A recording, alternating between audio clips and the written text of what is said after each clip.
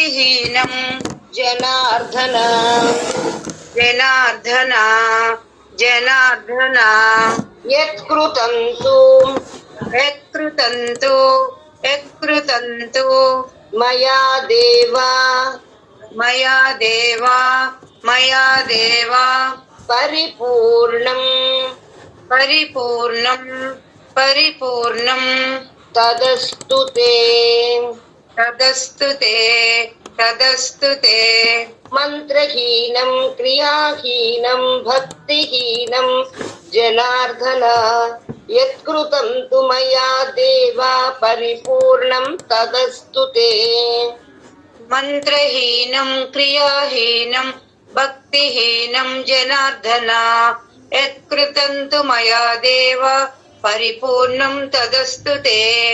అదేనండి, మనకి వీటికి అర్థం మనకు అర్థమవుతూనే ఉంటుంది. మేము చేసే మంత్రంలో అది తక్కువగానే చేస్తాం. ఇట్ ఈస్ ఎన్ ఇంపర్ఫెక్ట్ ఆరాధన దట్ వీఆర్ డూయింగ్. మేమేవి పర్ఫెక్ట్ గా ఇది ఇలాగా అలాగా అని చేయగలిగే శక్తి కలిగిన వాళ్ళం కాదు. మేము చెప్పే స్తోత్రము మంత్రము అది హీనం, అది చాలా తక్కువ స్థాయిది. మనకి భగవంతుడి యొక్క పరత్వాన్ని తలుచుకుంటే బెంబేలు ఎత్తిపోతాము. ఏమిటి ఈ సృష్టి, నీ స్థానం ఎక్కడ ఈ సృష్టిలో అన్నప్పుడు నీకు అసలు మనం ఏమిటి అన్నది ఒక మన దృష్టిలో ఒక చిన్న చీమ దోమ ఎంతో అంతకంటే మనం చాలా చాలా అణుస్వరూపులం. అందుకని మనం చేసే మంత్రాలు అంతకంటే తక్కువ. అది మనం భగవంతుడి దగ్గర నైత్యానుసంధానం చేసుకోగలగాలి. ఇది మన పెద్దలు మనకి నేర్పించిన క్రమం అన్నమాట. నేను గొప్పగా స్తోత్రం మేము నేర్చుకున్నామండి, చాలా బాగా చేసుకున్నామంటే అది నీకు తగ్గట్టుగా నీకు గొప్పగా చేసుకున్నావు. కానీ ఆయన స్థాయితో పోలిస్తే నువ్వు చేసింది చాలా చాలా తక్కువ. ఇప్పుడు మనకి ఇంతకు ముందర పాసురాలు అవి ఎంతవరకు మనకు తెలియదు. ఏదో ఈ శిక్షణ శిబిరంలో ఒకళ్ళతో ఒకళ్ళు చెప్పుకుని ఒక ఇలా చేసుకోవాలి అలా చేసుకోవాలని ప్రతిసారి చేసే కంటే చాలా బాగా చేసుకున్నట్టుగా మనం అనుకోవచ్చు. కానీ ఆయన స్థాయితో పోలిస్తే ఇదేమీ కాదనమాట. నేను ఇంత గొప్పగా మనం సంతోషించడంలో తప్పు లేదు. మనం బాగా చేసుకున్నామని ఆనందించవచ్చు. కానీ అది ఆయనకి సరిపోదు గనక మనం ఈ క్షమా ప్రార్థన మనం చేస్తామన్నమాట. క్రియాహీనం పోని మనం పెట్టిన పువ్వులు, మనం పెట్టిన ఈ పదార్థాలు, ఆరగింపుకు పెట్టే పదార్థాలు, మనం చేసే శుద్ధి, మనం చేసే ఇవన్నీ కూడా క్రియల్లో మనం ఏమన్నా గొప్పగా ఏంటండి అంత అండపిండ బ్రహ్మాండ నాయకుడికి ఓ పంచపాత్రలు అక్కడ పెట్టుకుని అర్ఘ్యం పార్ఘ్యం ఆయన ఇచ్చింది ఆయనకి ఇచ్చేస్తూ ఇంత గొప్పగా చేస్తున్నామంటే అది కూడా తగదు. ఆయనకి అది కూడా హీనమే. పోనీ ఇవన్నీ కాదు, మానసికంగా అత్యంత భక్తి శ్రద్ధలు మనలో ఉన్నాయా, ఆయన తప్ప మరి వేరే ఇతపరం వెరుంగా అని మనం ఏమైనా చేయగలుగుతున్నామంటే అది కూడా అనుమానాస్పదమే. మనం ఆయన మీద ఎంత భక్తి మనం చూపించగలుగుతున్నాము అంటే అది కూడా మనమే ప్రశ్న వేసుకోవాలన్నమాట. యత్కృతంతు మయా దేవ, నేను ఏం చేసినా సరే స్వామి ఒకటి మాత్రం నిజం, నువ్వు మా స్వామివి, నేను నీ సొత్తుని జాగ్రత్త పెట్టుకుని పదిలపరుచుకోవలసిన ఇది ఆ యొక్క బాధ్యత ఆ యజమాని మీదే ఉంటుంది. సొత్తుదేముంది ఆయనకి అంటే మనం చేతనులం కనుక, అది అచేతన వస్తువు అయితే ఆయన తీసుకున్నా ఒకటే తీసుకోకపోయినా ఒకటే అనుకున్నట్టుగా ఉండొచ్చు. కానీ మనం చేతనులం కదండి. జీవుడు చేతనుడు, అణుస్వరూపుడు, చేతనుడు, జ్ఞానం కలిగిన వాడు. ఇవన్నీ జీవుడి యొక్క లక్షణాలు. ఇవన్నీ ఉన్నాయి గనక మనం భగవంతుడి దగ్గర నేను నీవాడనయ్యా అని మనం చెప్పుకుని ఆ కృతజ్ఞత ఆవిష్కరించుకోవడానికి మనం ఈ పనులన్నీ చేయాలి. ఎందుకంటే మనకి ప్రతిదానికి ఒక లాజిక్ మనం చెప్తూ ఉంటాం అన్నమాట. ఈ భగవంతుడు చాలా గొప్పవాడు, నువ్వు చేసేవేవి ఆయనకి సరిపోవు, ఆయనకి నువ్వు తగినట్టు అంటే ఆయన నువ్వు చేసావని ఆయన ఏమీ నీకు తిరిగి ఇవ్వడు. ఆయన అలాగా ఉంటాడు. అంటే నీ కర్మల వల్ల నీకు ఫలితం రాదు, నీ జ్ఞానం వల్ల నీకు ఫలితం రాదు, నీ భక్తి వల్ల నీకు ఫలితం రావడంటే మరి ఇంకెందుకండి ఇవన్నీ ఆచరించడం? వీటి వల్ల ఫలితం రాదని మీదే చెప్తున్నారు కదా. ఇవేవి మనకు ఫలితాన్ని ఇవ్వనప్పుడు, చెయ్యని వాళ్ళకి లేనప్పుడు, మనకి లేనప్పుడు మనం ఎందుకు కష్టపడి ఇవన్నీ చేయడం? అంటే నువ్వు చైతన్యం కలిగిన వాడివి గనక నువ్వు ఒక కృతజ్ఞతని నీ యొక్క క్వాలిటీ ఏమై ఉండాలంటే ఒక ఉపకారం పొందిన తర్వాత దానికి కృతజ్ఞతని నువ్వు ఆవిష్కరించుకోవాలి కనుక ఇవన్నీ చేస్తావన్నమాట. కృతజ్ఞత అంటే మనం ఎవరైనా మనకు చేసిన సహాయాన్ని బట్టి మనం కృతజ్ఞత ప్రకటించుకుంటాం. సపోజ్ మనం ఒక ఏదో పబ్లిక్ ట్రాన్స్పోర్ట్ లో ట్రావెల్ చేస్తున్నాం అనుకోండి, మనం పర్సు మర్చిపోయాం. పర్సు మర్చిపోతే ఎవరో ఒకళ్ళు దాన్ని తీసి పదిలపరిచి మన అడ్రస్ కనుక్కుని మన ఇంటికి తీసుకొచ్చి అందించారనుకోండి, మనం ఎంత కృతజ్ఞమైపోతూ ఉంటామండి. అబ్బా నా పర్సు నాకు ఇచ్చారు. దానికంటే మన సర్టిఫికెట్స్ ట్రైన్ లో మర్చిపోయాం అనుకోండి, అది ఎవరైనా 10th క్లాస్ సర్టిఫికెట్లు ఇవన్నీ మర్చిపోయాం అనుకోండి, ఒరిజినల్స్, అవి ఎవరో ఒకళ్ళు తీసుకొచ్చి మనకు అందిస్తే మనకి కృతజ్ఞత ఇంకొంచెం పెరుగుతుంది అనమాట. ఎందుకంటే వాటి యొక్క దీన్ని బట్టి. అయితే మనకి ఈ ప్రపంచంలో అత్యంత విలువైనది ఏదైనా ఉంటే అది మన ఆత్మ. ఆ ఆత్మని మనం భగవంతుడిదైన ఆత్మని మనం మనది అనుకుంటూ మనం తిరుగుతున్నాం. అటువంటి ఆత్మస్వరూపాన్ని మనకి చెప్పిన ఆచార్యుల పట్ల, మన్ని స్వీకరిస్తున్న భగవంతుడి పట్ల మనకి ఎంతటి కృతజ్ఞత ఉండాలి. ఆయన మనకి ఎంతో ఉపకారం చేస్తున్నారండి. మనం ఏదో ఒక ఏదో ఒకనాడు, మరి ఎప్పుడు జరిగిందో మనకు తెలియదు, కానీ ఈ కర్మల్ని ఆచరించి ఈ సుడిగుండంలో మనం పడిపోయాం. మనం ఆత్మ అణుస్వరూపం కనుక దానంతటది కర్మబంధాల నుంచి తొలగించుకునే శక్తి దానికి లేదు. భగవంతుడు ఏం చేశాడు అని అంటే, మనకి ఈ శరీరాన్ని ఇచ్చి దీని ద్వారా నువ్వు కర్మల నుంచి దూరం చేసుకుని నువ్వు నా దగ్గరికి చేరవయ్యానంటే, మనం చేస్తున్న పొరపాటు అంటే ఆయన లోపల ఉన్నాడు, మన మధ్యలో జీవుడు ఉన్నాడు, శరీరం ముందరుంది. మనం ఆయన కేసు తిరిగి శరీరంతో పని చేయించుకోవాలి ఈ కర్మల నుంచి బయటికి రావడానికి. మనం ఏం చేస్తున్నాం, ఆయన్ని పక్కకు పెట్టి ఈ శరీరానికి మనం సేవలు చేసుకుంటూ కూర్చుంటాం. ఈ శరీరమే నేను, దీనికి ఏదో దెబ్బ తగిలిందండి, దీనికి ఏదో నొప్పి వచ్చిందండి, ఈ శరీరంతో సంబంధం ఉన్న బంధువుల వల్ల నాకేదో కష్టం వచ్చిందండి, లేకపోతే ఈ శరీరంతో సంబంధం ఉన్న వాళ్ళ వల్ల నాకేదో ఆనందం వచ్చిందండి. ఇలా దీంట్లో మనం నిత్యం పైనుంచి కిందకి, కింద నుంచి పైకి, అంటే మనం లింక్ ఏర్పరచుకోవలసినది, మనం బంధం ఏర్పరచుకోవలసినది భగవంతుడితోటి. ఆ భగవంతుడితోటి మన సంబంధం ఏర్పరచుకోవడానికి ఇవ్వబడిన ఈ శరీరాన్ని ఒక ఉపకరణం కింద మనం వాడుకోవలసి ఉండగా, మనం ఏం చేస్తున్నాం, ఈ శరీరాన్నే మనకి శాశ్వతం అనుకుని భగవంతుడితో ఉన్న ఆ లింక్ ను మనం కట్ చేసుకుని ఈ శరీరానికి అన్ని పోషణలు మనం చేసుకుంటున్నాం అన్నమాట. ఇది యత్కృతంతు మయా దేవ పరిపూర్ణం తదస్తుతే. నేను ఎలా చేసిన స్వామి నన్ను క్షమించి నేను చేసిన ఈ ఆరాధనని పరిపూర్ణంగా నువ్వు స్వీకరించు. అంటే నా మనస్సులో నీకు ఆరాధన చెయ్యాలని ఉందయ్యా, కానీ నేను ఇలాగ తోచిన కొద్దీ నేను చేశాను. నిజం చెప్తున్నా, స్వామివారు మొదట్లో అంటే తర్వాత దాసురాలకు స్వామివారి దగ్గరికి వెళ్ళే అవకాశం లేదు. ఇప్పుడు స్వామివారు అలాగే చేయిస్తారు, కానీ లక్ష్మీ పూజలు చేయించేవారండి. సామూహికంగా లక్ష్మీ పూజలు చేయించినప్పుడు స్వామివారు నిజంగా చెప్తూ ఉంటే, నిజంగా మనం లక్ష్మీదేవి సాక్షాత్గా ఆవిడ పాదాల దగ్గర మనం పుష్పాలను అర్పిస్తున్నామా అన్న భావనలోకి మనం వెళ్ళేవాళ్ళం అన్నమాట. ఒకటి చెప్పేవారు, అక్కడ నిజంగా ఒక ఆకు వేసేవారు, దాని మీద ఒక రూపులు పెట్టేవారు, దానికే మనం చేత ఏవో 2 పువ్వులు ఏవో అక్కడ ఉన్న సామాగ్రిని ఇచ్చేవారు. కానీ స్వామివారు చెప్పేవారు, ఒక్కసారిగా మీ ఎదురుగుండా ఉన్నవి కొన్ని రేఖలు అయి ఉండొచ్చు, ఏదో ఒక రకం పువ్వులు అయి ఉండొచ్చు, కానీ మనసుకి ఎక్కడ తక్కువతనం లేదు గనక, దానికి ఏం దారిద్ర్యం లేదు గనక, మీరు బోళ్ళని మల్లెపూలు ఇచ్చినట్టుగా బోళ్ళని చామంతులు మీకు మనసులో మీరు తలుచుకోగలిగినన్ని పువ్వులు, ఆ రకరకాల పువ్వులు, రకరకాల క్వాంటిటీస్ ఉన్న పువ్వులు మీ ఇష్టం, అలా ఎంత తలుచుకోగలిగితే అంత అమ్మకు ఆరాధన చేస్తున్నట్టుగా మీరు భావించండి.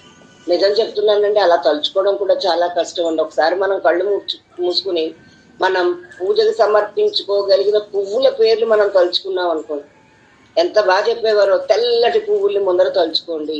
ఎన్ని తలుచుకోగలం? మల్లెపూలు, సన్నజాజులు, లిల్లీలు. అది దాటితే మనకి ఇంకేం గుర్తొస్తాయి, లేకపోతే నందివర్ధనం పూలు, ఇలా ఒక 4-5. కానీ మనం ఆ లిస్టును మనం పెంచుకోగలమండి. తెల్ల గులాబీలు, తెల్లటి పూల పేర్లు ఒక 5 పట్టుమని వచ్చి, ఇంకా ఎవరికైనా యోగ్యులకి ఇంకా కొత్త పేర్లు వస్తే మనం తలుచుకోవచ్చు. అవి కూడా రాసులుగా మనం ఊహించుకోవచ్చు. చేస్తూ ఉంటారు కదా, పుష్ప కైంకర్యం చేస్తూ ఉంటారు మన ఆలయాల్లోనూ, మన తిరుమల అటువంటి చోట్ల తలుచుకోండి. తులసిని సమర్పిస్తున్నట్టుగా తలుచుకోండి. ఎర్రటి పూలు ఏవేవి మీ మనసుకు మీరు చేసుకోగలిగితే మీరు తెచ్చుకోండి. ఇలాగ 360 రోజులు మనం 360 రకాల పుష్పాలతో భగవంతుడికి చేస్తున్నట్టుగా మనం తలుచుకోగలమండి. నిజంగా 360 రకాల పువ్వుల పేర్లైనా మనకు తెలుసా? తెలియదు. మనం పెంచడం వాడితో పూజ చేయడం మాట పక్కన పెడితే, మనం ఇవాళ చేసిన మన ఎదురుగుండా రోజు మన ఇంట్లో పూసిన పూలతోటే మనం పూజ చేస్తూ ఉండొచ్చు కదా. ఇవాళ నేను సమర్పించేవన్నీ కమలాలయ్యా అని అనుకోండి, రెండో రోజున మల్లెపూలు అనుకోండి, మూడో రోజున సన్నజాజులు అనుకోండి, నాలుగో రోజున సంపెంగలు అనుకోండి, తర్వాత ఇలా 360 పేర్లు మనం తలుచుకోగలమా? కష్టమే. అలాగే పదార్థాలు నువ్వు నిజంగా వండి నువ్వు రోజు పెట్టేటట్టుగా అక్కడ కొంచెం ఉచ్చారణమో కసిపప్పు ఏదో పెట్టండి, కానీ మనసులో నిన్న చేసింది ఇవాళ చేయనట్టుగా, ఇవాళ చేసింది రేపు చేయనట్టుగా మనం తలుచుకోగలమా? అలాగ మనం తలుచుకుంటూ నేను ఏం చేసినా సరే, నేను చేతకాక ఏదో ఇలా చతికిలబడినా నేను చేసిన పూజలు నువ్వు సంపూర్ణంగా స్వీకరించు అని ప్రార్థన చేయాలి. నించు రాజలక్ష్మి గారు ఉన్నారమ్మా? ఉపచారాపదేశేన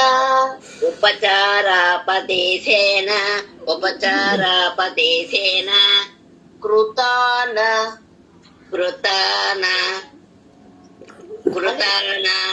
హరహర్మయ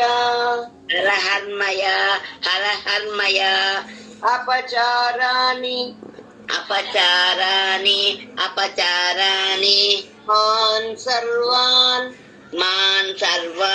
మాన్ సర్వాన్ క్షమస్వ పురుషోత్తమ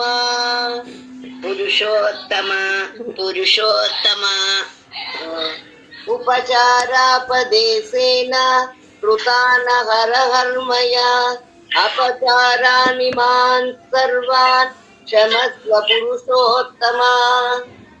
మనం ఉపచారమే చేస్తున్నాం భగవంతుడికి అని అనుకుంటాం. అందుకనే త్యాగరాజస్వామి కూడా ఉపచారము చేసేవారు ఉన్నారని మరువకురా అని, భగవంతుడికి ఉపచారాలు చేయాలని అందరికీ ఉత్సాహం అన్నమాట.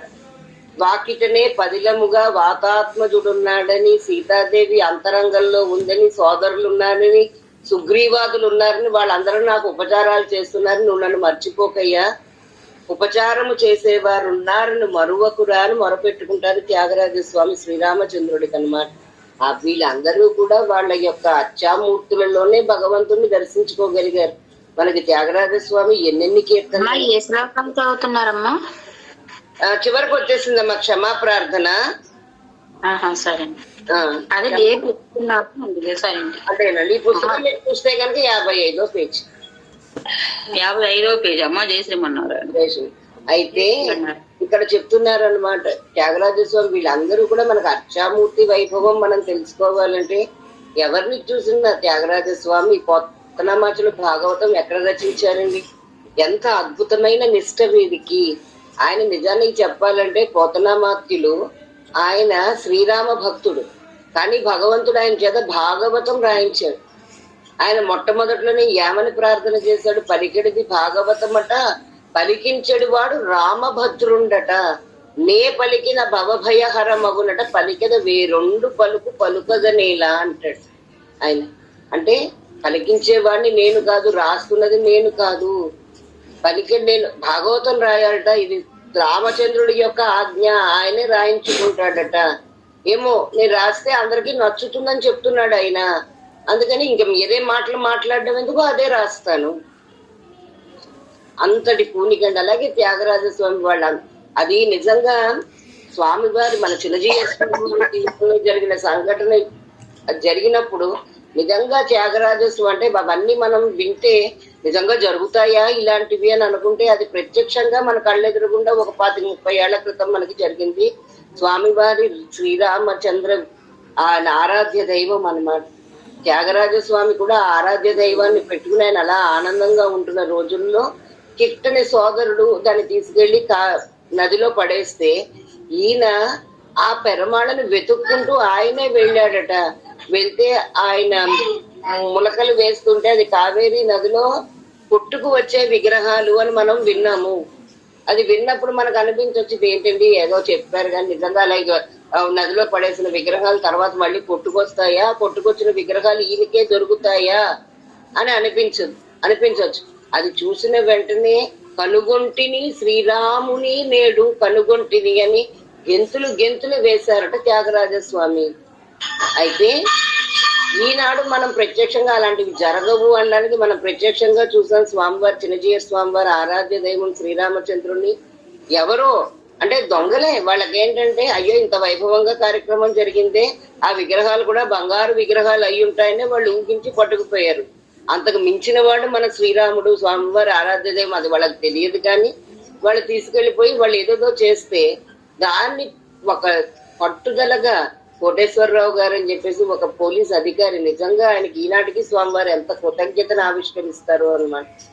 ఆయన దీక్షా వస్త్రం ధరించి, అంటే కట్టుకున్న యూనిఫామ్ విప్పకుండా తిరిగి ఆ విగ్రహాలు తిరిగి వచ్చేంత వరకు ఆయన అలాగే ఉన్నారటండి. ఇవాటికి శ్రీరామచంద్రుడికి సహస్ర కలశాభిషేకం స్వామివారి తిరునక్షత్ర సందర్భంగా చేసేది ఆయన చేతుల మీదుగానే. అందుకని దీనికి భక్తి ప్రధానం. గాని ఇది వీళ్ళ సాక్షాత్ స్వామివారు ఆయన ఆరాధించే విగ్రహాలకే కోటేశ్వరరావు గారి యొక్క హస్తంతో, ఆయన ద్వారానే ఇచ్చిన తీర్థంతో ఆయనకి సహస్ర కలశాభిషేకం చేస్తున్నారు గత 30 సంవత్సరాలు.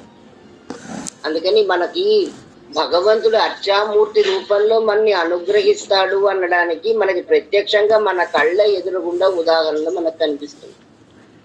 అందుకని చేయించేది భగవంతుడు అన్న నమ్మకంతో మనం చెయ్యాలి. అప్పుడు మన ఇంట్లో ఉన్న పెరుమాళ్ళు మనకి కూడా అటువంటి అత్యద్భుత, అంటే భగవంతుడు ఎప్పుడు దయాస్వరూపుడే, కానీ ఆ దయ మన మీద ప్రసరిస్తోంది అన్నది మనం గుర్తించగలగాలి. అందుకని మనం ఉపచారాపదేశైన మేము చేసే అపచారాలని కూడా నువ్వు స్వీకరించవయ్యా.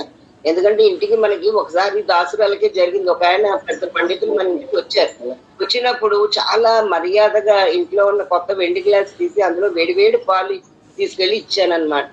ఇస్తే పాప ఆయన ఏం మాట్లాడకు, వాళ్ళకేంటి నియమం ఎత్తుకునే తాగాలి, ఇలా పట్టుకుని కరుచుకుని తాగరు మనలాగా పెద్దలు. అయితే ఆయన చాలా ఇబ్బంది పడిపోయారు అనమాట. అంటే ఒక్కొక్కప్పుడు మనం చేసే ఉపచారాలు వాళ్ళకి ఇబ్బందికరంగా కూడా ఉంటాయి అన్నమాట. అలాగ మన ఎదురుగుండా ఉన్న ఒక వ్యక్తికి ఇలా జరిగినప్పుడు మరి భగవంతుడి విషయంలో మనం చేసే, ఎందుకంటే ఆయన ఎంత సున్నితుడండి, ప్రేమతో శ్రీసతి పిసికెడి పాదము. ఆవిడ ఎలాంటి ఆవిడ, అలమేర్ మంగ, అంటే పుష్పం మీద కూర్చుంటుంది ఆవిడ. అంటే పుష్పమే చాలా సున్నితంగా ఉంటుంది.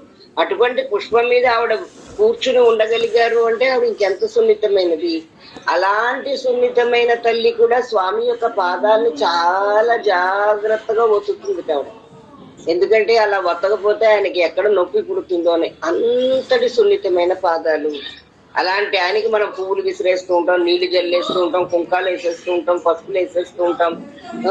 ఆయన కూర్చోబెట్టి ఒక మందిరం అని పెట్టి దానికి తలుపులు వేసేస్తూ ఉంటాం. ఎంత ఇబ్బంది పడతామండి. అవన్నీ కూడా నువ్వు క్షమించవలసింది అని ప్రార్థిస్తున్నా. ఉన్నారమ్మా? శ్రీమన్నారాయణ. ఇది మన అందరం గుర్తు పెట్టుకోవాల్సింది. ఏదో ఇతర మతాలే ఎదుటి వాళ్ళ యొక్క క్షేమాన్ని కాంక్షిస్తాయి, ఎదుటి వాళ్ళ దగ్గరికి వెళ్ళి దాన్ని ప్రార్థనలు చేసి వాళ్ళకి సాంత్వనాలు ఇస్తాయి అంటే అది ఎంతో పొరపాటు.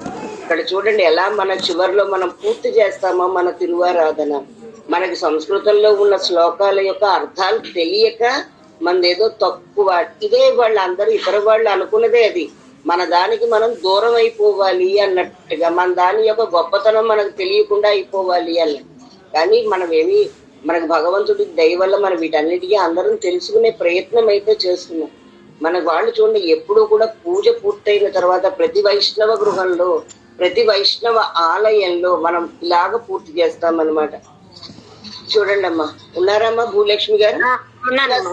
స్వస్తి ప్రజాభ్యః స్వస్తి ప్రజాభ్యః స్వస్తి ప్రజాభ్యః పరిపాలయంతాం పరిపాలయంతాం పరిపాలయంతాం న్యాయేన మార్గేణ న్యాయేన మార్గేణ న్యాయేన మార్గేణ మహీం మహీసాః మహీమహీసాః మహీమహీసాః గోబ్రాహ్మణేభ్యః గోబ్రాహ్మణేభ్యః గోబ్రాహ్మణేభ్యః శుభమస్తు నిత్యం శుభమస్తు నిత్యం శుభమస్తు నిత్యం లోకా సమస్తా లోకా సమస్తా లోకా సమస్తా సుఖినో భవంతు సుఖినో భవంతు సుఖినో భవంతు. స్వస్తి ప్రజాభ్యః పరిపాలయంతాం న్యాయేన మార్గేణ మహీం మహీసాః గోబ్రాహ్మణేభ్యः శుభమస్తు నిత్యం లోకా సమస్తా సుఖినో భవంతు. లోకం యొక్క క్షేమాన్ని కాంక్షించేది ఏవైనా ఉంటుందా? ముందరగా ఏమని చెప్తున్నారు? మనని పాలించే పాలకులు స్వస్తి ప్రజాభ్య పరిపాలయంత. మనం పరిపాలంటే పూర్వం రోజుల్లో రాజులు, ఇప్పుడు రాజకీయ నాయకులు అనుకోండి. వాళ్ళు న్యాయేన మార్గేణ మహీం మహీసాః, వాళ్ళు న్యాయమైన మార్గంలో వాళ్ళు దాన్ని ప్రవర్తించే వాళ్ళు అయి ఉండాలి. వాళ్ళకే లేకపోతే, ఎందుకంటే మనం ఎంత గొప్ప వాళ్ళమైనా మనం ఒక రాజుల కిందో, ఒక అధికారుల కిందో, ఒక ప్రైమ్ మినిస్టర్, చీఫ్ మినిస్టర్ వీళ్ళ కింద ఉన్నప్పుడు వాళ్ళు చెప్పింది మనం ఆచరించే తీరాలి. అలాగ వాళ్ళు న్యాయ మార్గంలో నడిచే వాళ్ళు అయి ఉండాలి. మనకి తెలియదు కానీ రాజకీయ నాయకులు అట్లీస్ట్ ఈ 10-15 సంవత్సరాల నుంచి కనీసం మేము వైదికులం, లేకపోతే మేము హిందువులం, మేము ఈ ధర్మాన్ని పాటించే వాళ్ళం, సనాతన ధర్మాన్ని పాటించే వాళ్ళం అని చెప్పుకోవడానికైనా మనం ఇప్పుడే వస్తున్నారండి, జాయిన్ అవుతున్నారు. అలాగేనా? అలాగే. అందుకని లోకా సమస్త సుఖినో భవంతు. అంతకంటే పెద్ద ప్రార్థన ఏముంటుందండి? ఇక్కడ మనకు అబ్జెక్షన్స్ ఏంటంటే గోబ్రాహ్మణేభ్య అంటే వాళ్ళు ఇద్దరైనా అంటే కాదు. మనం ఒక దాన్ని చెప్తున్నప్పుడు వీళ్ళు మొదలైన వాళ్ళు అని చెప్పినట్టుగా వీళ్ళని చెప్పడం. గోవు ఎప్పుడు మనకి సంపదే. బ్రాహ్మణులు అంటే వాళ్ళు వేదాన్ని అభ్యసించేవారు, వేదాన్ని మనం ప్రమాణంగా మనం స్వీకరిస్తాం కనుక వీళ్ళు సుఖంగా ఉంటే అందరూ సుఖంగా ఉంటారని చెప్పారు. కానీ ఇందులో ఏమీ ఇంకొక అర్థాలు తీసుకుని అలా చేసుకోవాల్సిన అవసరం లేదు. తర్వాత వర్షతు పర్జన్యః కాలే వర్షతు పర్జన్యః కాలే వర్షతు పర్జన్యః పృథివీ సస్యశాలినీ పృథివీ సస్యశాలినీ పృథివీ సస్యశాలినీ దేశోయం శోభరహితః శోభరహితః బ్రాహ్మణాః సంతు నిర్భయాః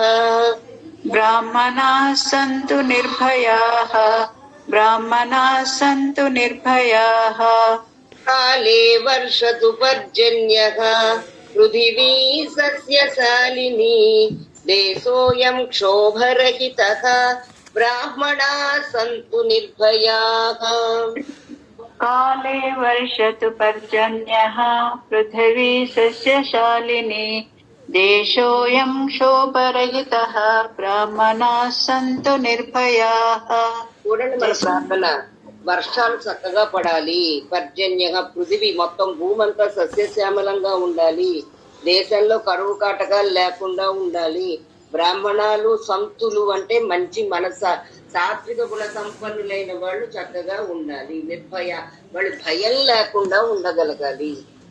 ఎందుకంటే వాళ్ళు సత్వగుణంతో ఉంటారు కనుక వాళ్ళు ఎవరి మీదకి యుద్ధాలకి వెళ్ళరు, ఏమీ చెయ్యరు కనుక వాళ్ళు భయం లేకుండా. అంతే కదండి మనకు రామాయణంలో ఋషులు 14,000 మంది రాక్షసులు వాళ్ళ యొక్క దండకారణ్యంలో వాళ్ళు భయపడుతూ బతికారు. అటువంటి భయాలు ఉండకుండా ఉంటే అంతా చక్కగా ఉంటుంది అన్నట్టు అన్నమాట.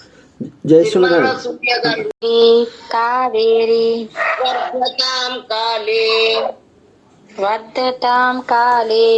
వర్ధతాం కాలే కాలే వర్షతు వాసవః కాలే వర్షతు వాసవః శ్రీరంగనాథో జయతు శ్రీరంగనాథో జయతు శ్రీరంగశ్రీశ్చ వర్ధతాం శ్రీరంగశ్రీశ్చ వర్ధతాం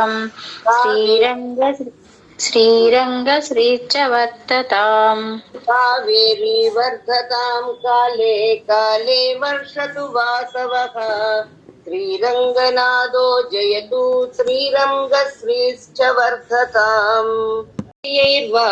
బుద్ధ్యాత్మనా వా ప్రకృతే స్వభావాత్ కరోమి యద్యత్ సకలం పరస్మై నారాయణాయేతి సమర్పయామి, శ్రీమన్నారాయణాయేతి సమర్పయామి. చేసి పెరమాళ్ళ యొక్క ఆ పలుకులు ఏదైతే మనం చేసి ఉంచామో అవి మూసివేసేసి, అది తర్వాత అక్కడతో మనకి పూజా విధానం మనకి పూర్తవుతుంది. తర్వాత రాత్రి మన యథాశక్తి మనం దీపం వెలిగించుకుని మన అష్టోత్తరాలు ఇవి అవి మనం చదువుకుంటాం. ఇక్కడతో మన ధనుర్మాస వ్రతకల్పంలో మన జిలజీయ స్వామివారు మనకి ఇచ్చిన ఒక క్రమాన్ని మనం పూర్తి చేసుకోగలిగాం. సహకరించిన అందరికీ ధన్యవాదాలు. జై శ్రీమన్నారాయణ. స్వామివారు భాగవతోత్తములందరికీ కూడా పేరు పేరున ప్రణామాలు. చాలా చక్కగా మీరు శ్రీ శ్రీ శ్రీ త్రిదండి శ్రీమన్నారాయణ రామానుజ జీయర్ స్వామి వారు అందించినటువంటి ఈ గోదావ్రతం అనే గ్రంథ ఆధారంగా చక్కగా నేర్చుకున్నారు. ఎంతో శ్రద్ధతో మీరు నేర్చుకున్నారు. ఈ విధంగా పూర్తి అవడానికి ఆచార్యుల యొక్క మంగళాశాసనం మీకు అందింది. సాధారణంగా వేదాలకే అందనటువంటి పరమాత్మ యతో వాచో నివర్తంతే అప్రాప్య మనసా సహా అంటే వేదములకు ఈ వాక్కుల ద్వారా వేదవాక్కులకే అందలేదుట ఆయన, మనస్సుతో కూడా అందనివాడు. మరి ఎలాగండి ఆయన్ని పట్టుకోవడం అంటే మన ప్రయత్నం ఏమీ లాభం లేదండి. యమే వైశవృణితే ఆయనకు అనిపించాలట వీరిని మనం పట్టుకుందాము అని. ఎలా పట్టుకుంటారు ఆయన అంటే మహాత్ముల ద్వారా, భాగవతోత్తముల కరుణ మన మీద ఎప్పుడైతే పడుతుందో అప్పుడు పరమాత్మ అనుగ్రహం మన మీదకి వస్తుందండి. మీరు చూడండి, సూర్య భగవానుడు ఆకాశంలో ప్రకాశిస్తూ ఉంటాడు తూర్పు దిక్కులో అనుకుందాం.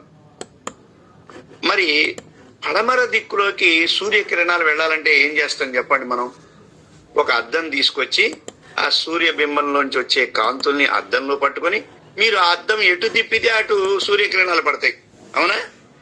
ఆ విధంగా మహాత్ములు పుణ్యపురుషులకి పరమాత్మ వారి హృదయంలో కనపడుతూ ఉంటారు. వారేం చేస్తారు? వారొక్కరే అనుభవించకుండా వారి ఇష్టం ఎటువైపు గనక వారు వెళితే అక్కడ వాళ్ళు తరిస్తూ ఉంటారు. పరివ్రాట్ అంటే అది అర్థం అండి. అంటే ఒక చోట నుంచి ఒక చోటకు వెళ్ళిపోతూ ఉంటారు. వాళ్ళకి తూర్పు లేదు, పడమర లేదు, ఉత్తరం లేదు, దక్షిణం లేదు. ఎటు వెళ్ళినా కూడా వారు ఆ కిరణాలని ప్రసరింప చేయగలరు. సూర్యకిరణాలు సాయంకాలంకి అయిపోతాయి, కానీ మహాపురుషుల యొక్క దివ్య కిరణాలు ఉన్నాయే, నమ్మాళ్ళు వార్ల వంటి వారి యొక్క దివ్య కిరణాలు ఆ రోజు కాదు, ఆ క్షణం కాదు, పగలు కాదు, రాత్రి కాదు, ఎప్పుడైనా దేశానికి సంబంధం లేదు, కాలానికి సంబంధం లేదు, వారి కిరణాలు మన మీద పడుతూ ఉంటాయి. కాబట్టి ఈ భాస్కరులు చాలా గొప్పవారు. మన వైష్ణవ సంప్రదాయంలో వకుళభూషణ భాస్కరుడు అంటారు నమ్మాడు వారు. అలాగనే రామానుజుల వారిని దివాకర అంటారు. నిజంగా సూర్యుడు కంటే కూడా ఎక్కువగా లోపల ఉన్నటువంటి మలిలాలన్నింటినీ కూడా పోగొడుతున్నారు మనకు ఆచార్యుల వారు సూర్యుడు లాగా.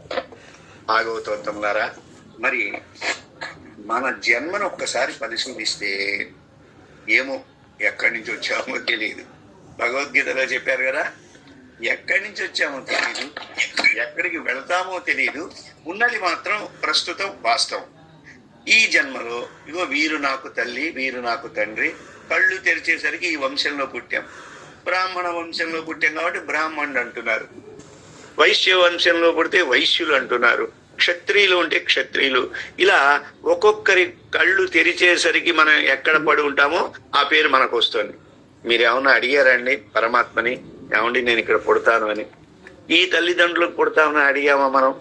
పైగా పుట్టేటప్పుడే ఎన్నో పాపవాసనలతోనూ జన్మ జన్మాంతరంలో ఉన్న విషయాలన్నిటినీ పట్టుకుని పుడతామండి. అది చిన్న నక్షత్రం ద్వారాను అది తెలిసిపోతూ ఉంటుంది. ఏమిటి జన్మ, ఎంత ఆశ్చర్యం! వీరి కులంలో పుట్టడం, వీరు తల్లి, వారు తండ్రి, వీరు అక్క, వారు చెల్లెలు, ఇవన్నీ కూడా మాత పిత యువతయ స్తనయ విభూతి సర్వం యదేవ నియమేన. పరాత్పరుని యొక్క భాగవతుని అయినా వాళ్ళ యొక్క నియమం ప్రకారంగా జరిగిపోతుంది, మనకేమీ తెలియదు. పోనీ ఈ భాష మాట్లాడతామని అడిగామా పరమాత్మని మనం? లేదు కదండి. ఈ ఊళ్ళో కొడతామని అనుకున్నామా తెలుగు వాళ్ళుగా, లేదా అరవ వాళ్ళుగా, హిందీ వాళ్ళుగా? మనకేం సంబంధం లేదు. మనం అసలు మన పేరు కూడా తల్లిదండ్రులు మనం పెరిగే లోపల పెట్టేశారు. కాబట్టి భాగవతోత్తములారా, ఇవన్నీ కూడా భగవానుని యొక్క అద్భుతమైన రచన చమత్కారం. ఆ దశలో మరి పరమాత్మ యొక్క దివ్య జ్ఞానం మనం తెలుసుకుంటే జన్మ జన్మల నుండి తెచ్చుకున్నాం కదా పుణ్యపాపాలు రెండు, అవి కరిగిపోవాలి. కరగాలంటే ఎట్లా? ఏ విద్య వల్ల అవన్నీ పోతాయి మనకే తెలియదు. అప్పుడు భగవంతుడు ఎంతో దయతో ఆచార్యుని రూపంలో వస్తారటండి. ఆచార్య రూపంలో ఆయన సంచరిస్తూ మనకి తగులుతారు ఎక్కడో ఒక చోట. అదే విధంగా ఆచార్య లాభం ఎప్పుడైతే కలుగుతుందో అదే సమయానికి వారు భగవల్లాభం కలిగేట్లు చేస్తారు. కాబట్టి ఏ ఏ జన్మల్లో ఎన్నెన్నిగా మనుషులు పుడుతూ ఉంటారో మనం చెప్పలేమండి. ఈ జన్మలో మరి పుట్టడంతోనే మనకి అదృష్టం, కాళ్ళు, చేతులు, కళ్ళు, ముక్కు, ఈ ఇంద్రియాలు చక్కగా పనిచేస్తున్నాయి. కొందరు చూడండి, ప్రారంభంతో పుట్టిన వాళ్ళకి వాక్కు పనిచేయదు, చూశారా? కొందరికి పుట్టుకతోనే గుడ్డి వాళ్ళు, పుట్టుకతోనే కుంటి వాళ్ళు, పుట్టుకతోనే మైండ్ లేకుండా కూడా పుడుతున్నారు. మనం ఈ దోషాలు లేకుండా ఇక్కడ ఈ భారతదేశంలో పుట్టాం. భారతదేశం అంటే మహర్షులంతా కూడా జన్మించినటువంటి, మనకు ఒక గొప్ప వారసత్వం ఉన్నటువంటి దేశం ఏదైనా ఈ ప్రపంచం మొత్తంలో ఉందంటే అది భారతదేశం. ఇక్కడ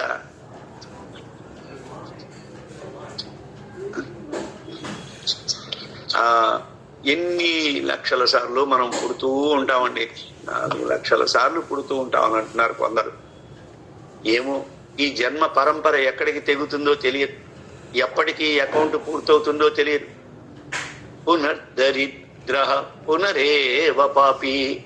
ఏదో బాధతో అధర్మం చేస్తాం, అధర్మం చేసినందుకు మరొక జన్మ. అది ఏ జన్మ చెప్పలేము. మీరు చూడండి, రామాయణ, భారత, భాగవత అన్ని కథల్లో కూడా ప్రతి వారికి పూర్వజన్మ అనేటువంటిది ఒకటి ఉంటుంది. జయ విజయులు, ద్వారపాలకులు, వాళ్ళు భాగవతాపచారం చేయడం చేతనే కదండి రావణ కుంభకర్ణులుగా పుట్టారు.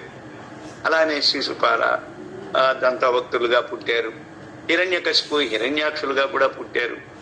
ఆ విధంగా మీరు ఈ పురాణాలన్నీ పరిశీలన చేస్తే ప్రతి వారి జన్మకు ఏదో ఒక కారణం ఉంటుంది. ఆ సమయంలో ఏం చేస్తారు? పరమాత్మ కొందరితో కలయిక మనకు ఏర్పడేట్లు చేస్తారండి. అసలు నీ సంబంధమే లేదు. రైల్లో వెళ్తూ ఉండొచ్చు, విమానంలో వెళ్తూ ఉండొచ్చు, బస్సులో వెళ్తూ ఉండొచ్చు, ఎవరో నీకు చక్కగా కనపడతారు. ఎక్కడికి వెళుతున్నారండి?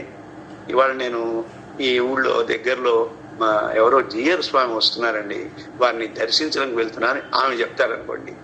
అలాగా అప్పుడు మీరు ప్రశ్నిస్తారు, ఎవరు జిఆర్ స్వామి అండి, ఏమిటి వారి పేరేమిటి, వారు ఏం చెప్తారు, ఎందుకు వారు ఇట్లా ఉన్నారు అని.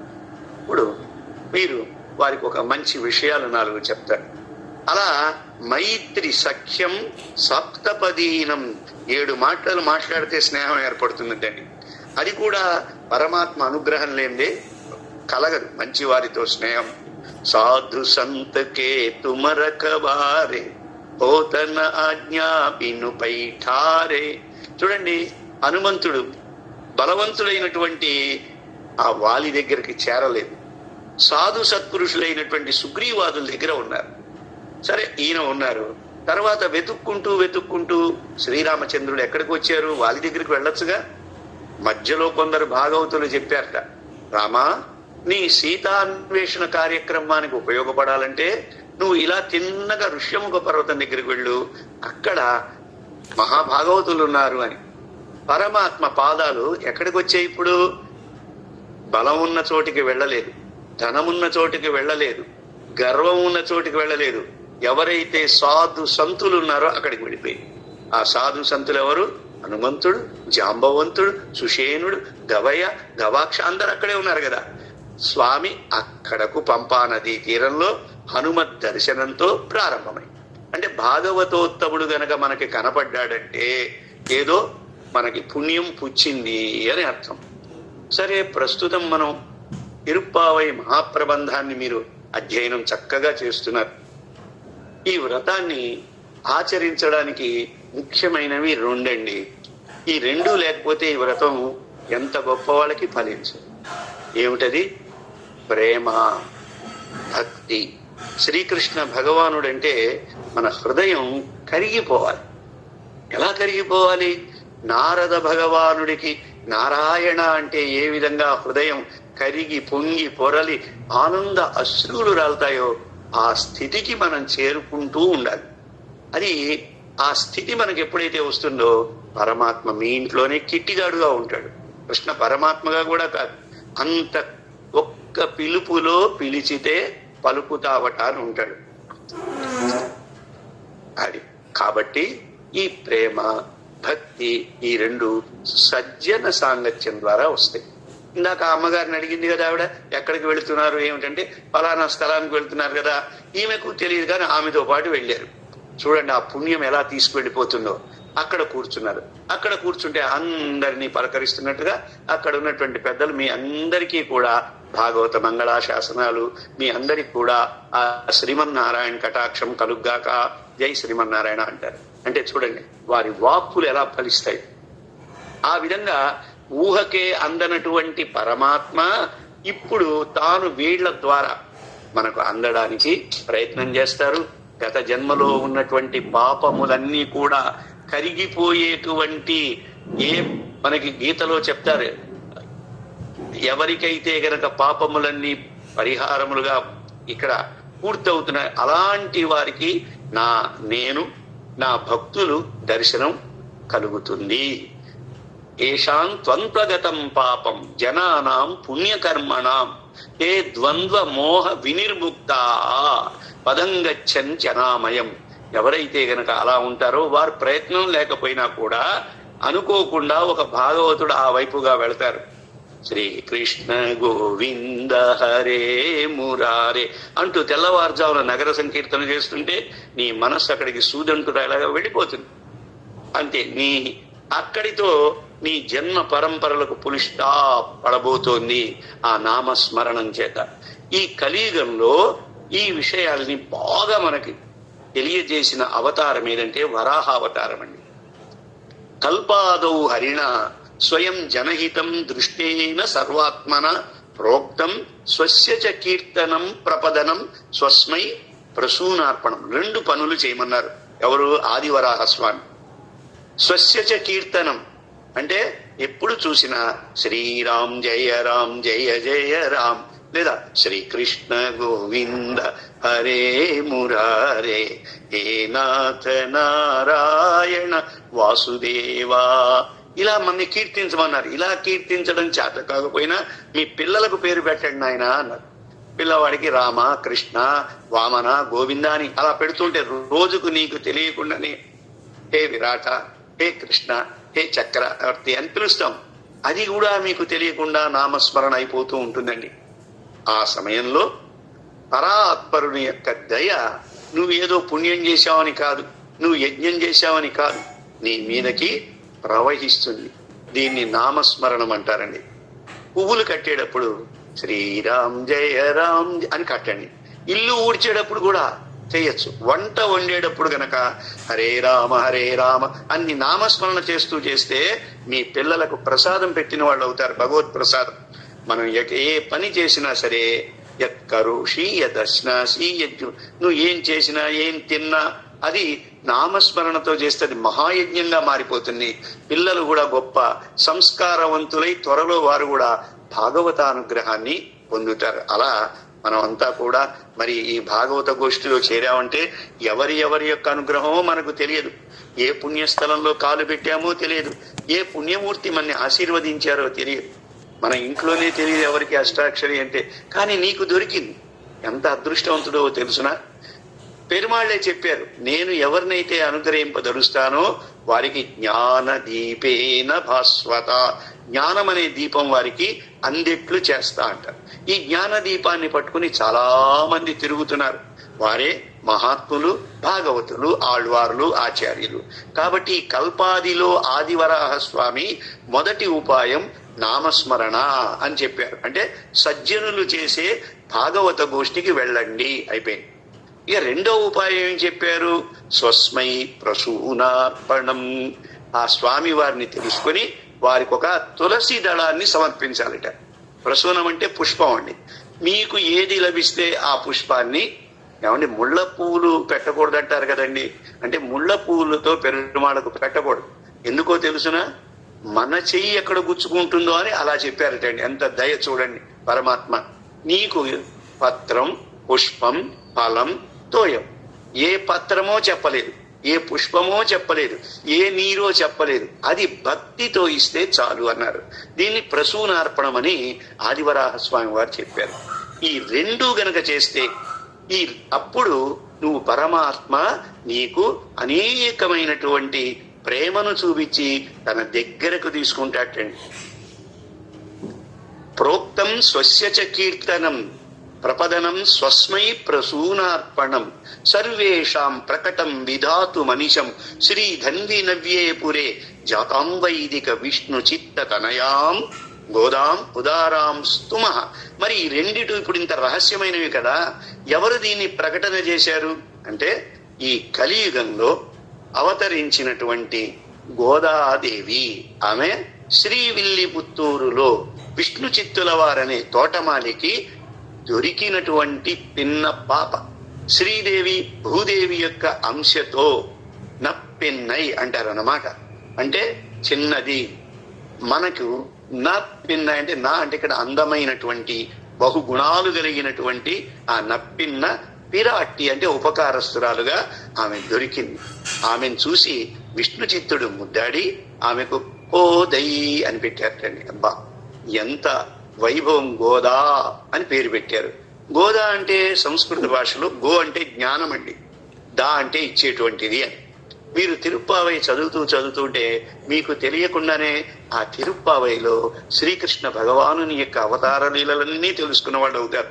భాగవతం అంతా తెలిసిపోతుంది. ఈ రెండు పట్టుకోవాలి. దీన్నే పామాల, ఇంకొకటి పూమాల అంటారు. పామాల అంటే పాశురాలతో మాల కట్టింది అమ్మ గోదాదేవి. పూమాల అంటే వాటిలో పుష్పాల యొక్క గుబాళింపులు ఉన్నట్లున్నాయి. ఒక్కొక్క పాశురం చివరిలో 3 గుత్తులుగా పెట్టిందిటండి. చూడండి, తిరుప్పావైలో మీరు నేర్చుకున్నారు, ఎక్కడా మధ్యలో గోవింద శబ్దం రాదు. చివరి పాసురాల్లో ఉడారై వెల్లుం సీర్ గోవింద, అక్కడ ఒకసారి గోవింద శబ్దం వచ్చింది. చిత్తం సిరుహాలే పాసురంలో ఒకసారి, వంగక్కడలగడ ఇందులో ఒకసారి, మొత్తం 3 సార్లు కూడా గోవిందనామని చెప్పారండి. ఇదే కదండి శంకరాచార్యుల వారు కూడా భజ గోవిందం భజ గోవిందం గోవిందం భజ 3 సార్లు గోవిందుణ్ణే స్మరించండి, గోవిందుణ్ణే స్మరించండి అని. గోవింద అంటే గో అంటే జ్ఞానం అని చెప్పా, వింద అంటే ఇమ్మని అర్థం. అదే ఆ గోవింద శబ్దం యొక్క వైభవం ఇంత అంత అని చెప్పలేమండి. గోవింద అంటే జ్ఞానమును ఇచ్చేవాడు. గో అంటే సంస్కృత భాషలో భూమికి పేరు. విష్ణు సహస్రనామం చదివినా, అదేవిధంగా తిరుప్పావై చదివితే భూదేవి అంశ కాబట్టి మీకు మంచి వసతి ఏర్పడుతుందండి. అలానే గో అంటే ఐశ్వర్యానికి పేరు. ఐశ్వర్యంని వింద ఇచ్చేటువంటిది. వింద అనే పదంకి ఎంత అర్థమో ఒకే అక్షరంతో దా అంటే అదే అర్థం. చూసారా, నారా దా. నారా అంటే గొప్ప భగవజ్ఞానాన్ని దా ఇచ్చేటువంటి వాడు. వాల్మీకి ఇచ్చారు, ఆయన వ్యాస భగవానుడికి ఇచ్చారు. అలాగా గోదా అంటే చక్కని జ్ఞానం మనకిస్తుంది. ఏమి జ్ఞానం చెప్పింది చివరిదాకా? శేషత్వం, మనము పరమాత్మకే చెందినవాడు. అలానే అది భాగవత పర్యంతంగా కూడా ఉండాలి అని.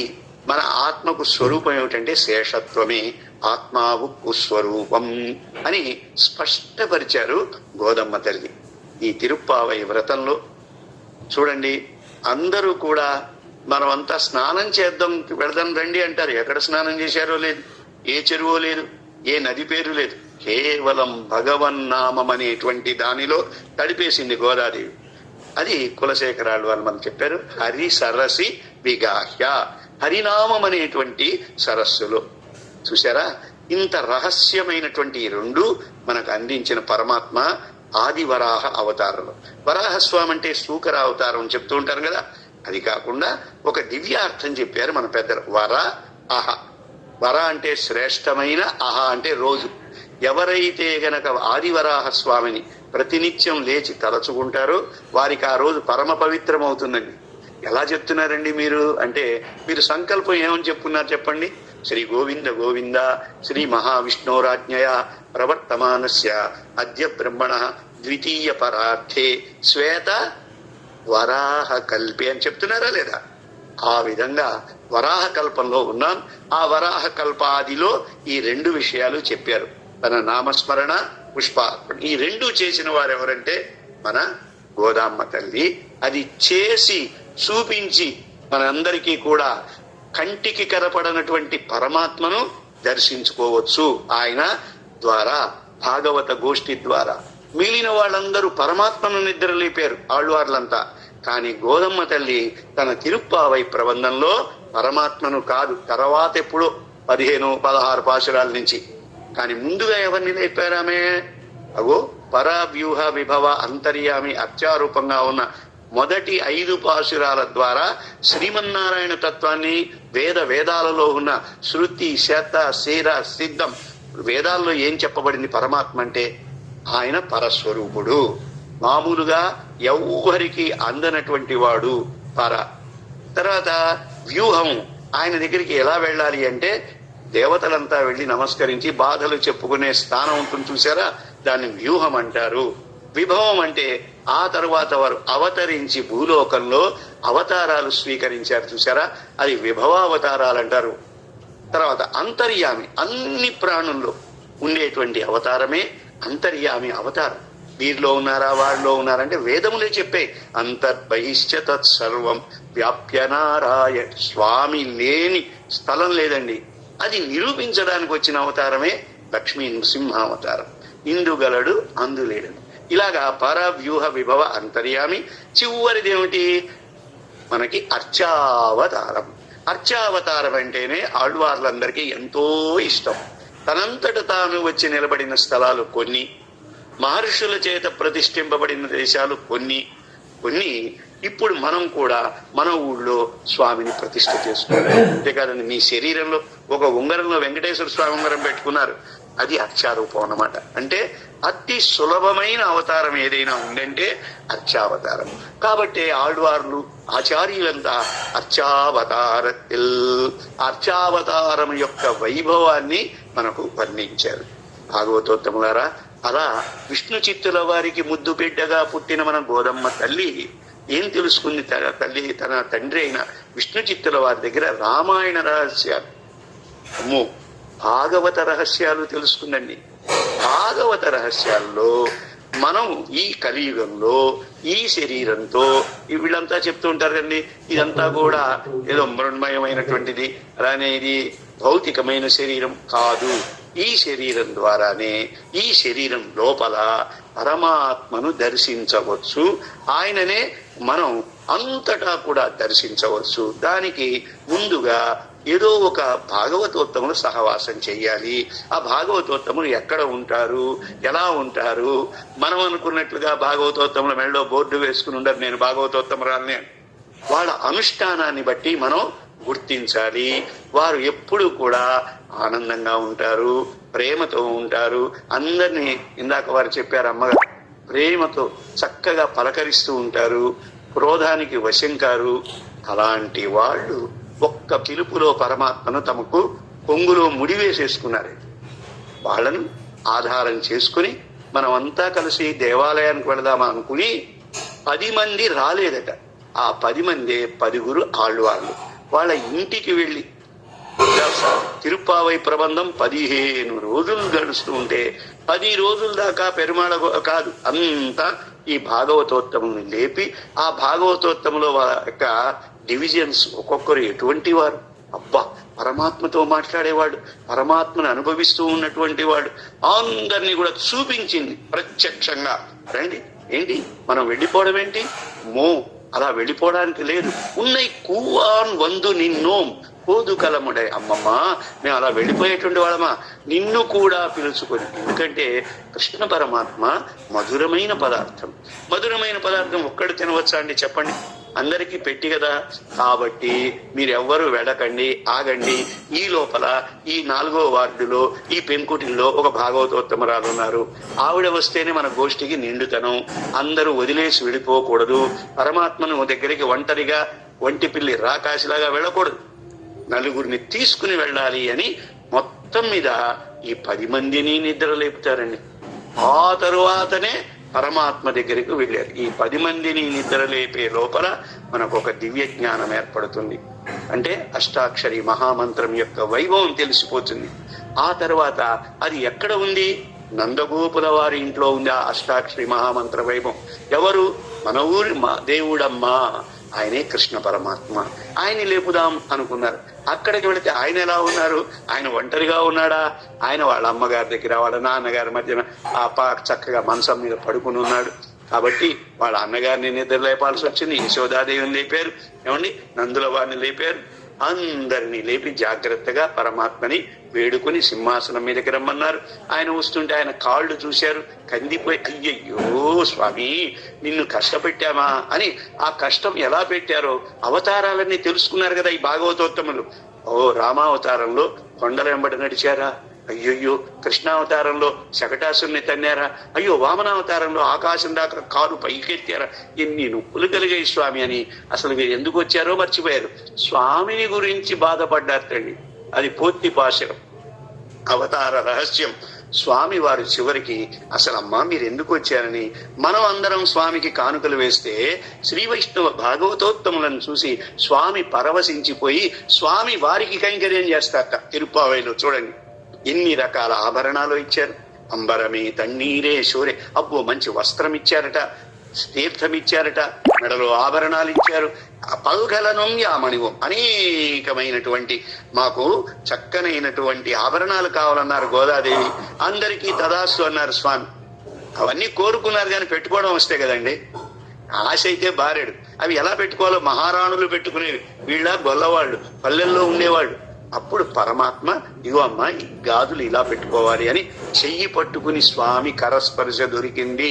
భుజకీర్తులు ఇలా పెట్టుకోవాలి కాళ్లకు అని చివరికి స్వామి వంగి గోదాదేవికి మట్టెలు పెట్టేటండి. ఆ పాశురాల్లో మీరు వింటే ఆనందం ఇంత అంతా కాదండి.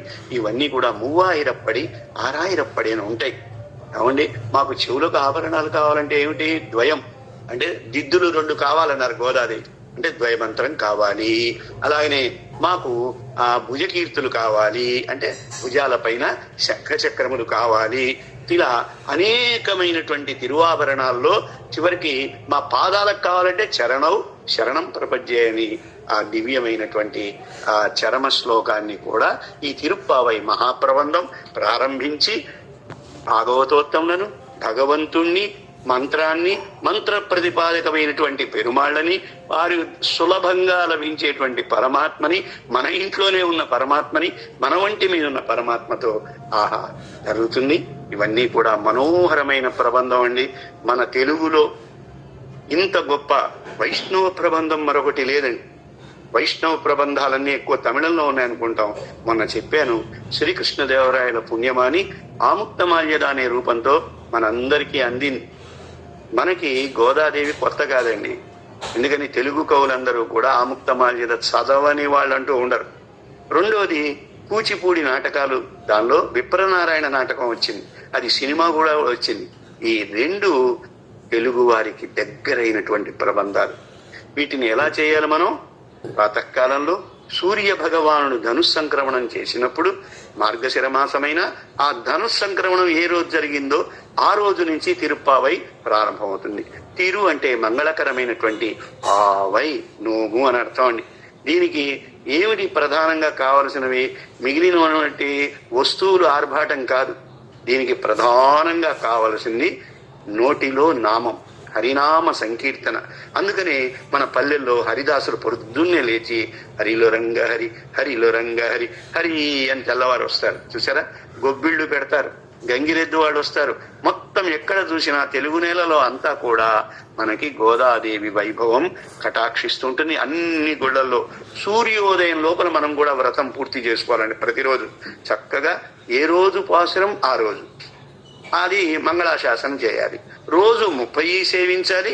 మళ్ళా ఈ రోజు 2వ పాసురం అయితే 2వ పాసురం, 3వ పాసురం, అలా ఏ రోజుకి ఆ రోజు 30 తప్పామే ఒక్కటి కూడా వదలకుండా 30 చేసి చివరికి గోదాదేవి యొక్క కళ్యాణాన్ని అత్యంత వైభవంగా ఆ రోజున గోదమ్మ తల్లికి పల్లకి వచ్చిందిట శ్రీరంగం నుంచి.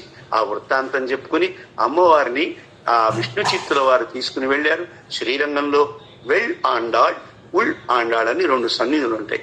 అక్కడ ఆపారట. అక్కడ దిగారు గోదమ్మ తల్లి పూర్ణ కుంభాలతో. అందరికీ తెలిసిపోయింది ఈ భూలోకంలో శ్రీవిల్లిపుత్తూరులో విష్ణు చిత్తుల వారు పెంచినటువంటి గోదా చిన్న పిల్ల, మహాజ్ఞానంతో ఉన్నది ఆవిడ పాటలు పాడింది, పరమాత్మను చూసింది, చూపించింది. ఎవ్వరూ వెళ్ళలేనటువంటి పరమాత్మ సన్నిధికి గోపి అర్యాద పిల్లగడం, ఏమాత్రం ఏమీ తెలియనటువంటి పేడ పిసుక్కునేటువంటి వాళ్ళందరికీ కూడా శ్రీమన్నారాయణ యొక్క దర్శనం చేయించి ఆయనతో మాట్లాడించి ఆయన చేత సన్మానాలు పొంది ఆయన యొక్క పరమానుగ్రహం పొందింది ఈ పిల్లనేనట అని తీసుకుని వెళ్ళారు. ఆ గోదా తల్లి రంగనాథంలో చేరుకున్నారు. అయితే ఆవిడ కోరుకున్నారండి ఈ తిరుప్పావైలో, నాకు గనక శ్రీరంగనాథుడుతో వివాహం జరిగితే 108 గంగాళాలతో అక్కార ఋషులు సమర్పిస్తా, అంటే పాయసం సమర్పిస్తా అన్నారు. కానీ ఆ కోరిక మొక్కుకుని అది తీర్చే లోపలనే ఆమెకి ఫలించిపోయిందనమాట. తర్వాత కొంతకాలానికి మనకి రామానుజుల వారు అవతరించి ఈ తిరుప్పావై చదివి అయ్యయ్యో ఉడారే వెల్లుం సీర్ గోవింద వ్యాఖ్యానాల్లో ఇలా ఉందే, ఈమె తిరుమాలి రంజోలై దగ్గర వడపెరుం కోయిల్ పెరుమాళ్లకు మొక్కుకున్నారు. ఆ వటభద్రసాయికి 108 ఈ సుందరబాహు స్వామి వారికి అక్కడ ఉంటారు అని తాను రామానుజుల వారు 108 గంగాళాలతో మొట్టమొదటిసారిగా నైవేద్యం చేయించారు. అప్పటి నుంచి మనం కూడా కూడారై పాశురంలో చేస్తున్నాం. కూడారై అంటే అర్థం ఏమిటంటే కూడని వాళ్లను అని అర్థం. కూడని వాళ్లను కూడా తన అందాన్ని చూపించి తన శౌర్యాన్ని చూపించి వశం చేసుకుంటారు మన వెంకటేశ్వర స్వామి వారు. నాడిని వెంగడ వర్కు ఎన్నవిది, అట్లా నన్ను కూడా అనుగ్రహించు తండ్రి అని ఈ గోదమ్మ తల్లి ఆ భాగవతంలో గోపికలంతా కాత్యాయని మహాదేవి వ్రతాన్ని చేసి మాకు నందగోపుడైనటువంటి కృష్ణుడే భర్త కావాలనుకుని చేశారు లోకం కోసం. ఆ విధంగా గోదాదేవి కూడా పైకేమో ఇది ఒక వ్రతం అని చెప్పింది, నిజానికి పరమాత్మ యొక్క సంశ్లేషాన్ని పొంది ఈ భారత చరిత్రలో చిన్న పిల్లలలో సాక్షాత్తు రంగనాథుని వివాహం అర్చారూపంలో చేసుకున్న వారు ఎవరైనా ఉన్నారంటే గోదాదేవి. గోదాదేవి ప్రబంధం చదవకపోతే అది దివ్య దేశమే కాదు, అది వైష్ణవ స్థలమే అని అనిపించుకోదు. మిగిలిన ఆళ్వార్ల విగ్రహాలు ఉన్నా లేకపోయినా కనీసం గోదాదేవి విగ్రహం ప్రతి దేవాలయంలో వైష్ణవ దేవాలయాల్లో ఉంటుంది. ఈ ధనుర్మాసం 30 రోజులు కూడా తెల్లవారుజామున సిట్టుం సిరుకాలి, తెల్లవారుజామున వెళ్ళాలి. వెళ్ళి ఏం కోరుకున్నారు వీళ్ళు? స్వామి ఉందన్నై సిరుపేరైతనవం సీరియర్ నాకు ఎత్తెక్కుం 7 పిరక్కు, 7 జన్మలతో మాకు నీతో సంబంధం కావాలి. నాకు ఒక్కదానికే కాదు, మా పాపకి, మా పాపకి, మనవరాలకి, అలా మా వంశంలో 7 జన్మల్లో నీకు మాకు సంబంధం ఉండాలి. ఇది పోగొట్టుకుంటే పోయేటువంటిది కాదు. గోవిందా అంటూ మహా చమత్కారంగా చెప్పారు. ఉనకే నాం ఆడ్ శైవం, నీకే మేము దాస్యం చేస్తామని చెప్పారు. ఇది దీనిలో ఉన్నటువంటి పారతంత్ర జ్ఞానం అంటారు. భాగవతోత్తములారా, యజ్ఞయాగాదులు చేసేటువంటి కాలం కాదు ఇది. తపస్సులు చేయలేము మనం. మరి ఏం చేయగలం అంటే నామ సంకీర్తనం ఒక్కటే. ఆ నామ సంకీర్తనం కూడా హరినామ సంకీర్తనాన్ని ఎలా చేయాలి, ఎప్పుడు చేయాలి, ఏ కాలంలో చేస్తే విశేషమైనటువంటి దేశకాల పాత్రతలను గురించి తిరుప్పావైలో అద్భుతంగా వర్ణించబడింది. అందరూ అర్హులే, ఆశ ఉంటే చాలు ఈ తిరుప్పావై మహాప్రబంధాన్ని చక్కగా మనకి తమిళ భాషలో ఉన్న సంగీతంలో పాడచ్చు. అనేక రాగాలు ఉన్నాయండి. మీకు తెలుసు, కళ్యాణి రాగం అని, శ్రీ రాగం అని, మోహన్ రాగం అని. ఈ రాగాలన్నీ కాదండి పరమాత్మకు కావలసిన రాగం. ఏ రాగం అని చెప్పారు గోదమ్మ తల్లి? అనురాగము. పరమాత్మను చూడకుండా ఉండలేము, పరమాత్మ నామస్మరణ చేయకుండా ఉండలేము అని ఏదైతే ఈ 30 రోజులు గడుస్తుందో అది దేవతలకు ఒక రోజండి. మానవులకు 30 రోజులైతే దేవతలకు అది ఒక రోజే. కాబట్టి తిరుప్పావై మహాప్రబంధం గనక 30 రోజులు మనం ఆచరిస్తే అబ్బా దేవతలు పరమానందం దేవతలే వచ్చి పూజ చేస్తారటండి. ముక్కోటి ఏకాదశి నాడు 3 దేవతలు వచ్చి పెరుమాళ్లకు పల్లాండు పాడతారు. భాగవతోత్తములారా, ఇటువంటి అద్భుతమైన సన్నివేశాన్ని మీరు పంచుకుంటున్నారు, నేర్పుతున్నారు. పద్మావతి గారు అనుకుంటా వారి పేరు, ఆ తల్లి చక్కగా వారి దగ్గర నేర్చుకున్నారు. ఎందరెందరో ఈ గ్రూపులో 53 మంది సుమారు మీరు ఈ అమృతాన్ని గోదామృతం అంటారు, గోదా గోవిందం అంటారు. ఆ గోదాదేవి అంటే ఏమిటి, ఆమె చెప్పిన విశేషం ఏమిటి, అవన్నీ కూడా వేద శృతి శత ప్రతి ఒక్కటి వేద ప్రమాణంగా ఉంటాయి. మళ్ళీ దానిలో రామాయణమా, భారతమా, భాగవతమా, ఉపనిషత్తులు అన్నీ వస్తూ ఉంటాయండి. అటువంటి ప్రబంధాన్ని మీరు చక్కగా నేర్చుకున్నారు. నేర్చుకున్న దానికి అర్థం కూడా ఎవరైనా భాగవతోత్తముల్ని పిలిచి ఏనాటి పాసరంకి ఆనాడు కనీసం 1.5 సేపైనా వారు కాలక్షేపం చెప్తారు. 6000 నుండి 3000 నుండి శ్రీభాష్యం అప్పలాచార్య స్వామి వారు అనుగ్రహించారు, గోపాలాచార్య స్వామి వారు అనుగ్రహించారు. ఎందరో తెలుగు కవులు కూడా తెలుగులో రాశారు. దీన్ని మీరు అనుభవించి మీ ఇంట్లో ఆ మహాలక్ష్మి కళ, లక్ష్మీనారాయణ యొక్క పరమానుగ్రహం నామ సంకీర్తనంతోనే వచ్చేస్తుందండి. మీరు కూడా ఈ 4 రోజులు ఒక దీక్షగా ఉండండి. చక్కగా ఏమిటండి దీక్షకి ఎలా ఉండాలి, ఏ వస్త్రాలు కట్టుకొని, దీనికి దీక్ష అంటే ఏమిటంటే చెయ్యాదన చెయ్యోం, చెయ్యకూడని పనులు చేయకూడదు, తీక్కురులై చెన్నోదోం, చెడ్డ మాటలు మన నోటి ద్వారా ఈ 4 రోజులు రానికుండా ఉంటే ఎప్పటికీ ఇంకా అలాగా. కాబట్టి ఈ 4 రోజులు మనని చూస్తేనే గోదాదేవిలాగా ఉండాలి. అటువంటి, ఎందుకంటే ఈ లోకానికంతటికి భర్త నారాయణుడండి. ఆయన్ని పొందడానికి జీవులందరూ కూడా మగాలేదు ఆడలేదు, అందరూ స్త్రీలే అని చెప్పబడింది ఉపనిషత్తుల్లో. కాబట్టి మనం పతిపత్ని భావ సంబంధంగా శ్రీమన్నారాయణ్ణి ప్రేమించాలి, ఆయన మనని ప్రేమిస్తారు. ఇది ఒక అద్భుతమైన సన్నివేశం. సమయం ఎక్కువ తీసుకున్నందుకు ఏమనుకోకండి. ఈ వ్రతం మీరు రేపు ప్రారంభమైన తర్వాత 16వ తారీఖు దివ్యంగా చేయండి.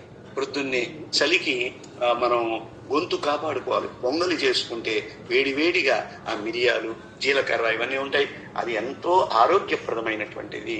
అలా అందరూ కలిసి భజనలు చేసితే ఎందుకు రాడు మాధవుడు, రండి పుణ్యాత్ములారా శ్రీ రంగని చేరా రండి అంటూ అందరినీ కలుపుకుని ఈ వ్రతం ఏ ఊళ్ళో వాళ్ళు ఆ ఊళ్ళో చేయాలని, జరగాలని కోరుకుంటూ ఆళ్వార్ తిరువడిగలే శరణం, ఆండాళ్ తిరువడిగలే శరణం.